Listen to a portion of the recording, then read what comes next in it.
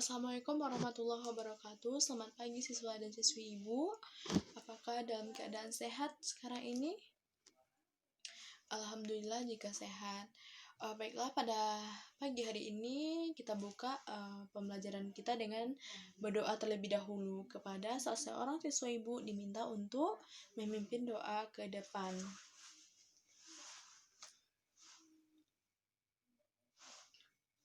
Baiklah, semoga dengan membacakan doa secara bersama-sama tadi, mudah-mudahan kita diberi kemudahan dalam menerima ilmu pembelajaran atau ilmu pengetahuan pada pagi hari ini. Baiklah, selanjutnya Ibu akan mengambil absen terlebih dahulu. Alhamdulillah kita hadir semuanya. Baiklah, sebelum Ibu masuk kepada penjelasan materi pembelajaran, pada hari ini Ibu akan bertanya terlebih dahulu kepada kalian, siapakah yang membaca materi pembelajaran pada pagi hari ini tadi malam? Jika ada yang membaca, akan Ibu kasih reward atau hadiah nantinya. Baiklah, siapa yang membaca? Oh, ternyata banyak ya. Nanti akan Ibu kasih hadiah satu persatu.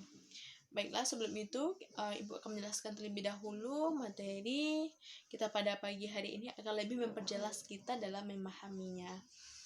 Baiklah, materi kita pada pagi hari ini itu mengenai makhluk hidup atau tumbuhan bunga. Jadi pada pagi hari ini Ibu akan membahas mengenai bunga. Sebelum itu Ibu akan menjelaskan apa itu bunga. Jadi bunga itu adalah alat reproduksi yang dimiliki pada tumbuhan yang gunanya untuk menciptakan bibit tumbuhan yang baru. Dan alat reproduksi tersebut terdiri dari dua, yaitu benang sari dan putik. Benang sari adalah alat kelamin jantan pada tumbuhan, sedangkan putik adalah alat kelamin betina pada tumbuhan.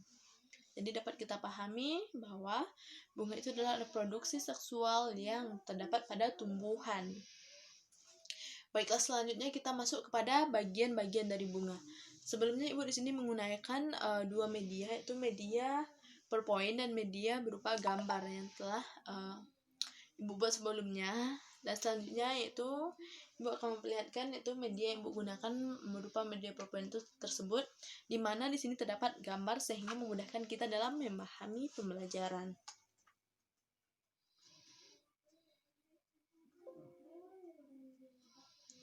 Inilah gambar yang telah Ibu pindahkan ke dalam PowerPoint.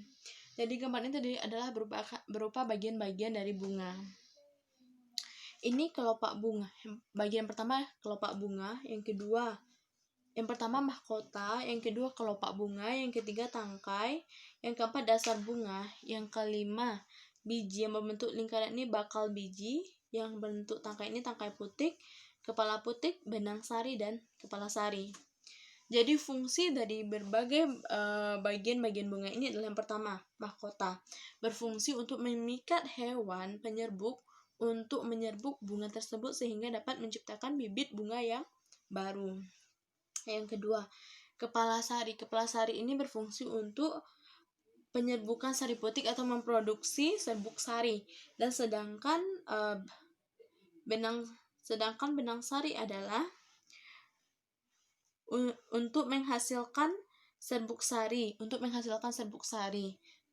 Dan selanjutnya yang keempat yaitu kepala putik. Kepala putik ini adalah alat kelamin betina untuk alat perkembangbiakan tumbuhan. Selanjutnya tangkai putik. Tangkai putik ini berfungsi untuk menopang kepala putik. Dan yang keenam, kelopak-kelopak ini berfungsi untuk melindungi bagian-bagian bunga yang dimana bagian tersebut masih kuncup, belum mekar. Dan yang ketujuh yaitu bakal biji. Bakal biji ini adalah tempat cikal bakalnya tumbuhan baru, cikal bakalnya tumbuhan baru atau pembuahannya. Selanjutnya yang kedelapan yaitu tangkai bunga. Tangkai bunga ini berfungsi untuk menopang bunga agar tetap berdiri, tidak layu. Jika tangkai bunga itu kuat, maka bunga itu akan tetap berdiri tegak. Selanjutnya yang ke-9 itu dasar bunga. Dasar bunga ini adalah tempat bertumpunya bunga, dan letak mahkota bunga itu untuk menahan agar bunga tidak jatuh. Itu dasar bunga. Selanjutnya, setelah kita memahami mengenai bagian-bagian bunga, kita harus memahami dulu apa itu fungsi bunga. Yang pertama, fungsi bunga adalah untuk memikat hewan penyerbuk untuk menyerbuk bunga.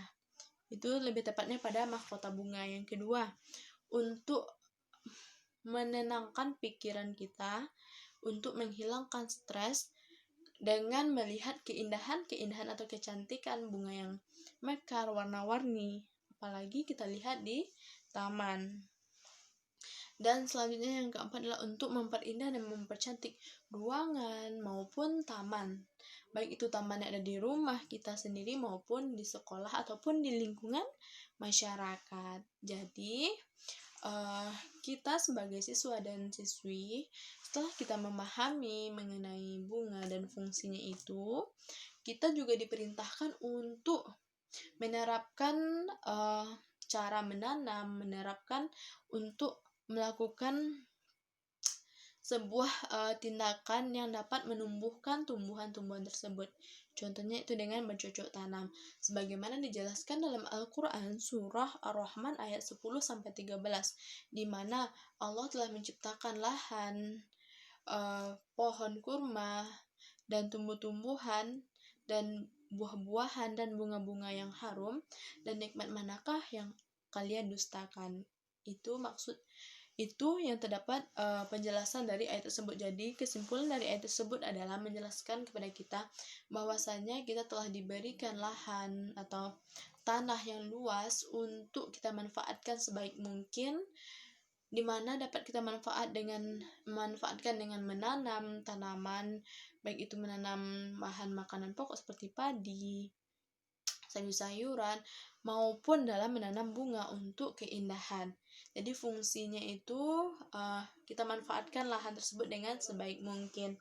Apalagi pada usia kita pada saat ini, mahasiswa ibu pada saat siswa dan siswi ibu pada saat ini, lebih dianjurkan untuk belajar bercocok tanam agar nantinya ketika dewasa nanti sangat mencintai sebuah hobi atau sangat hobi terhadap menumbuhkan tanaman-tanaman tersebut, di mana itu pun tidak sia-sia sebab menumbuhkan tanaman itu adalah juga dapat berpahala bagi kita karena menghidupkan sebuah tumbuhan atau makhluk hidup juga. Jadi tugas ibu terakhir akan ibu berikan kepada kalian adalah ibu minta kepada kalian untuk mengamati sebuah bunga yang telah ibu jelaskan terdiri dari bagian-bagian tadi. Kemudian setelah diamati atau diteliti bunga tersebut, dan ibu minta kepada siswa dan siswi ibu untuk menuliskannya di buku gambarnya masing-masing. Kemudian tugas itu nanti akan kita kumpulkan bersama-sama dan akan kita perlihatkan di depan kelas bersama-sama dengan teman-teman yang lainnya.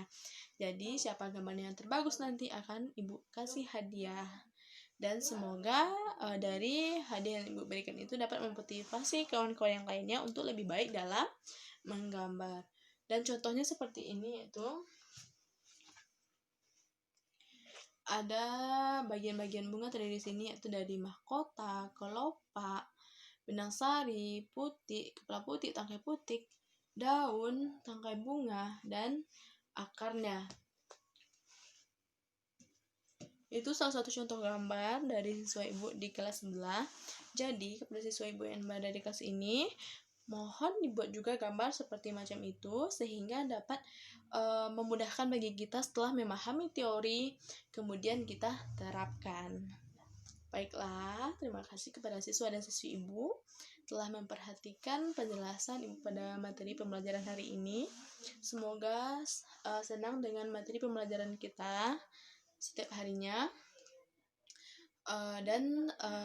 Jadi kesimpulannya itu, kita diperintahkan untuk selalu bercocok tanam atau untuk selalu menjaga tumbuhan di sekitar kita, di mana tumbuhan yang diciptakan oleh Allah tersebut pasti ada manfaat dan fungsinya bagi kita, seperti bunga tadi untuk keindahan lingkungan kita sekitar juga.